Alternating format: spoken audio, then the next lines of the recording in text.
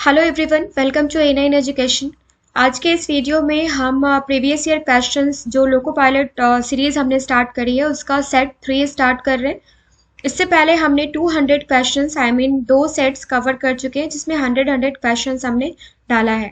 I hope इस series को आप इंजॉय कर रहे होंगे और आपके आने वाले रेलवे एग्जाम के लिए काफ़ी इंपॉर्टेंट है, क्योंकि इसमें हम 15 ईयर्स का क्वेश्चन जो कि रेलवे एग्जाम्स में पूछे गए हैं वो सारी चीज़ों को हम कवर आउट कर रहे हैं।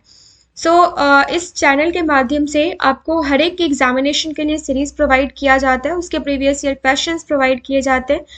Weekly, monthly and yearly current affairs हम आपको प्रोवाइड करते हैं और टॉपिक वाइज वीडियोस लाइक अगर साइंस का हम कवर कर रहे हैं तो साइंस के सारे टॉपिक्स से हम वन लाइनर क्वेश्चंस कवर करते हैं। स्पेशलाइज्ड टॉपिक्स जो होते हैं वो सारे के सारे टॉपिक्स हम इस तरीके से कवर करते हैं जो स्टोरी फॉर्मेट में होते हैं।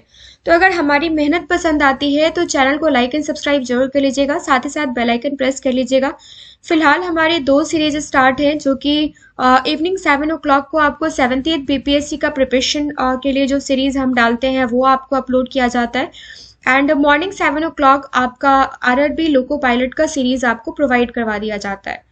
वीडियो को मैं स्टार्ट करना चाहूंगी आज के सेट के फर्स्ट क्वेश्चन से। फर्स्ट क्वेश्चन है हमारा,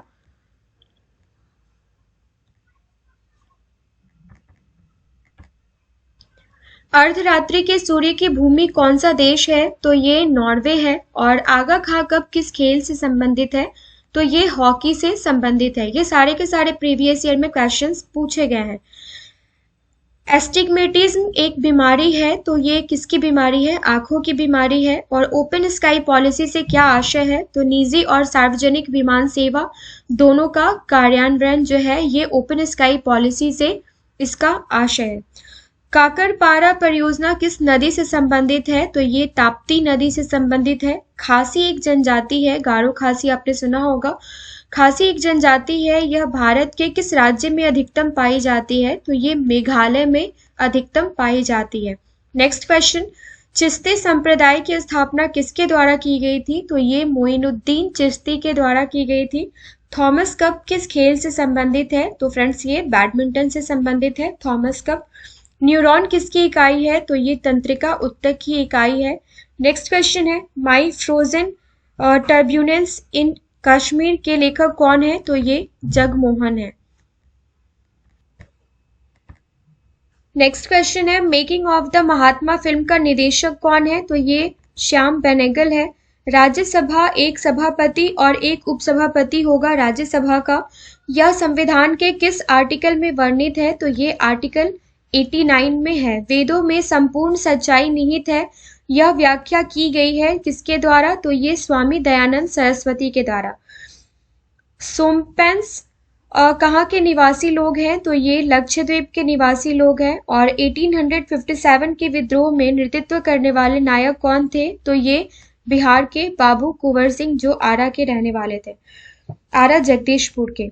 20वीं शताब्दी का अंतिम महाकुंभ कहाँ आयोजित हुआ? तो ये हरिद्वार में आयोजित हुआ। और ओपेक का मुख्यालय कहाँ अवस्थित है? ये वियना में अवस्थित है।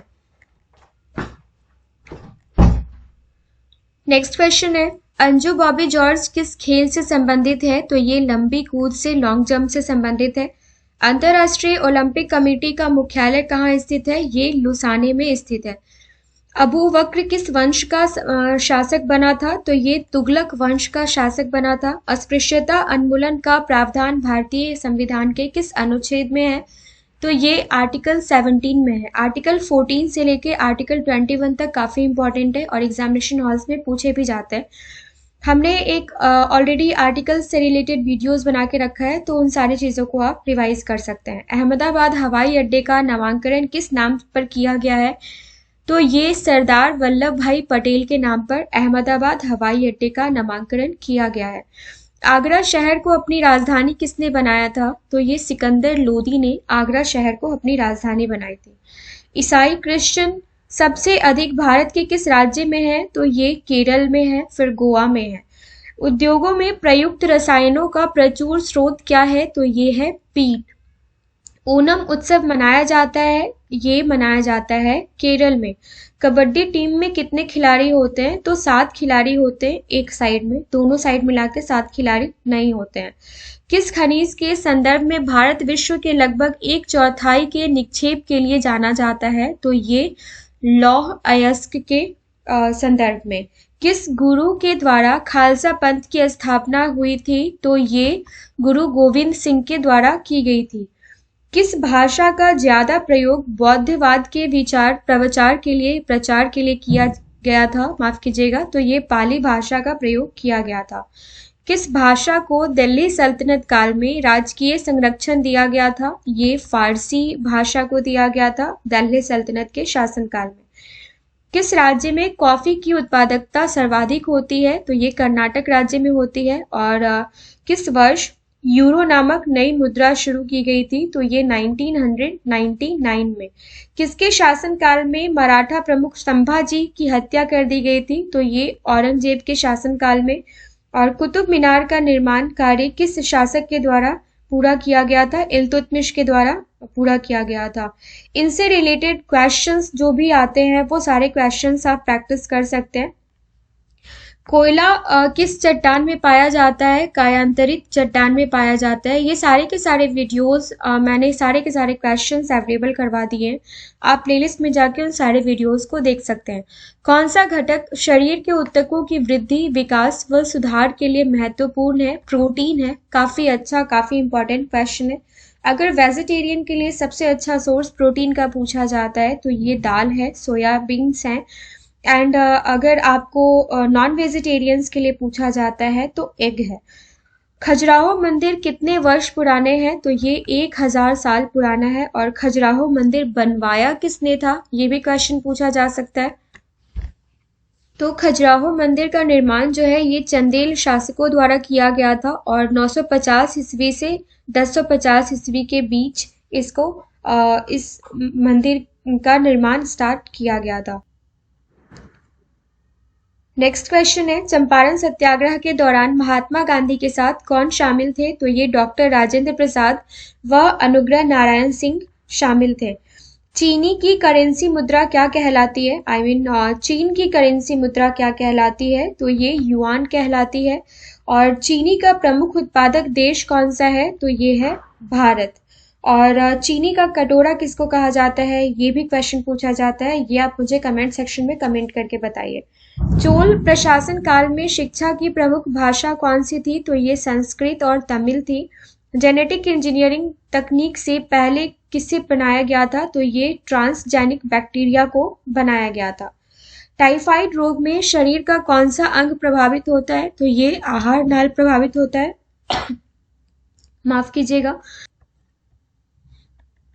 डेक्कन पठार के उत्तर पूर्व में कौन सा पठार है? तो ये छोटा नागपुर पठार है।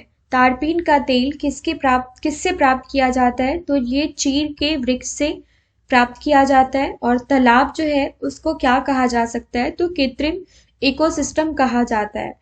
13वीं शताब्दी में सेना का सर्वोच्च अधिकारी होता था तो इसको खान कहते थे।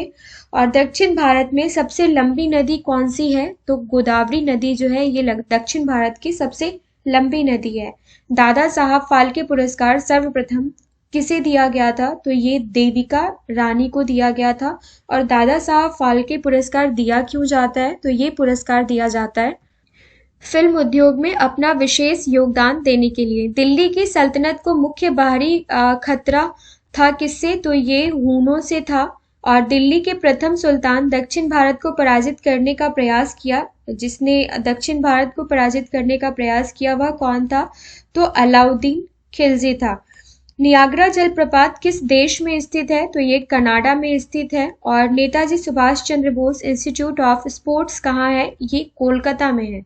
नोबेल शांति पुरस्कार किस शहर में प्रदान किया जाता है? तो ये स्टॉकहोम में प्रदान किया जाता है। और नोबेल शांति पुरस्कार दिया क्यों जाता है?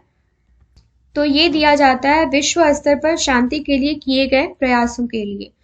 पंजाब के हिंदू शासी राजवंश को किसने स्थापित किया था? तो ये महिपाल ने स्थापित किया था। पुनर्जागरण की अवधि में स्थापत्य कला की नई शैली का प्रथम विकास हुआ था। कहाँ पे हुआ था? तो ये हुआ था इटली में। नेक्स्ट क्वेश्चन देखते हैं। नेक्स्ट क्वेश्चन देखते हैं। पुष्टि मार्ग के दर्शन की स्थापना किसने की थी? तो ये वल्लभाचार्य ने की थी। पोलियो बीमारी फैलने का कारण क्या है? तो ये वायरस, विषाणु। प्रकाश संश्लेषण में किसका ऑक्सीकरण होता है? तो ये जल का होता है। और प्रकाश संश्लेषण के दौरान पौधे जो है ये कार्बन डाइऑक्साइड लेते हैं और ऑक्सीजन छोड़ते हैं। प्रत्येक वर्ष अंतर्राष्ट्रीय विकलांग दिवस किस तिथि को मनाया जाता है? तो ये मनाया जाता है 4 दिसंबर को। प्रसिद्ध शतरंज खिलाड़ी गाटा कामास्की किस राष्ट्र का है? तो ये यूनाइटेड स्टेट्स ऑफ अमेरिका का है। प्राकृतिक मोम और लाख किस रूप में प्राप्त किए जाते हैं? तो ये कीड़ों के स्राव से प्राप्त किए जाते हैं। बंगाल का प्राचीन नाम क्या था? तो ये था गौड़। नेक्स्ट क्वेश्चन है, बंगाल में पाल राजवंश के शासन का संस्थापक किसको माना जाता है? तो गोपाल को माना जाता है। बढ़ती मुद्रास्फीति को अस्थायी रूप से रोकने के लिए उपयोग किया जाता है किसका? मुद्रा आपूर्ति में कमी का। बहमनी राज्य के अंतिम शासक का क्या नाम था? तो ये कलीमुल्लाह था। और बाल्टिक समुद्र को उत्तरी समुद्र से मिलाने वाली नहर कौन सी है? काफी इंपॉर्टेंट क्वेश्चन है, ये है कील नहर। बिस्मिल्लाह खां संबंधित है तो शहनाई वादन से संबंधित है। और बीबी का मकबरा किसकी कब्र है? तो ये हमीदा बानो बेगम का। नेक्स्ट क्वेश्चन है, बोस्निया हर्जेगोविना किसके भाग थे? तो ये यूगोस्लाविया के भाग थे। और ब्लैक होल सिद्धांत की खोज किसके द्वारा की गई थी? तो ये एस चंद्रशेखर के द्वारा की गई थी। भगवान महावीर की मृत्यु कहाँ हुई थी? तो ये पावापुरी में। और भविष्य का ईंधन कौन सा है? ये है हाइड्रोजन। भारत के किस राज्य में सर्वाधिक समाचार पत्र के कागज का उत्पादन होता है? तो ये कहाँ होता है? ये होता है एमपी में। और नेक्स्ट क्वेश्चन है, भारत में आलू अनुसंधान केंद्र कहाँ स्थित है? ये है शिमला में। भारत में ऊर्जा का सबसे बड़ा स्रोत अगर पूछा जाए तो ये जल विद्युत ऊर्जा है। और भारत में वह राज्य जहाँ केवल 3 से 4 माह तक शुष्क मौसम रहता है तो ये है केरल। भारत सरकार के अधिनियम 1919 की विशेषता किसकी शुरुआत मानी जाती है? तो ये द्विशासन की शुरुआत मानी जाती है। भारत में पहला समाचार पत्र किसने शुरू किया था? तो ये जेम्स हिके ने शुरू किया था। भारतीय अंतरिक्ष अनुसंधान संगठन का मुख्यालय कहाँ है? तो ये श्रीहरिकोटा में है। और भारतीय राष्ट्रीय आंदोलन के संदर्भ में वर्ष 1930 अगर पूछा जाए किस घटना से संबंधित है? तो ये दांडी मार्च से संबंधित है। नेक्स्ट क्वेश्चन देख लेते हैं। मगध में शाही मौर्य के ठीक बाद उत्तराधिकारी कौन थे? तो ये शुंग वंश था। और मनुष्य जब सांस लेता है तो औसतन कितना शोर होता है? 35 डेसिबल शोर होता है। नेक्स्ट क्वेश्चन है, महाबलीपुरम जो एक मुख्य नगर है वह कला की किन व्यक्तियों की रुचि को दर्शाता है? तो ये पल्लवों की रुचि को दर्शाता है।